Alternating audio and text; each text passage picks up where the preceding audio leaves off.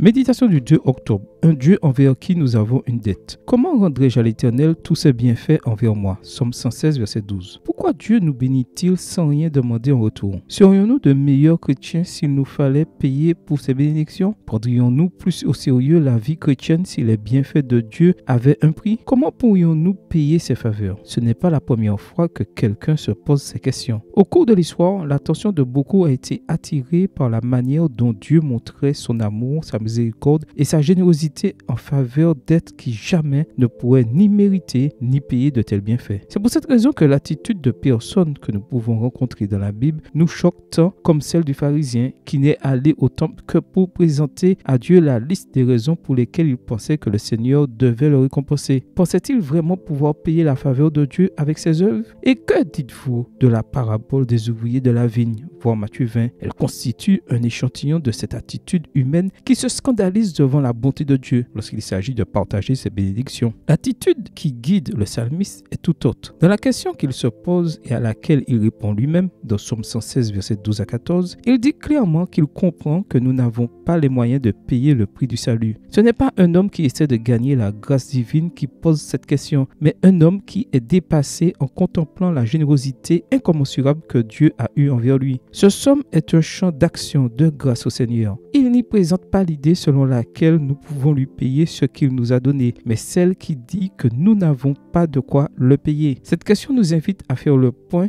et à voir combien Dieu est bon. Elle nous invite à essayer de quantifier ce que nous avons reçu de lui, à rester conscients du poids de notre dette et à nous rendre compte que nous n'avons pas de quoi le payer. Nous dépendons exclusivement de sa grâce et de son amour. Nous lisons dans Patriarches et Prophètes, le chrétien devrait souvent se souvenir de sa vie passée et se rappeler les délivrances merveilleuses qui lui ont été accordées, le soutien qui lui a été offert dans l'épreuve, les issues soudaines ouvertes devant lui quand tout semblait obscur et fermé, et le réconfort qui lui est parvenu au moment de défaillir. Extrait du livre Patriarches et Prophètes, chapitre 17, pages 165 et 166, livre écrit par Ellen G. White. Puisque nous ne pouvons pas payer, disons au moins merci Seigneur. Amen. Bonne journée à vous et que le Seigneur vous bénisse.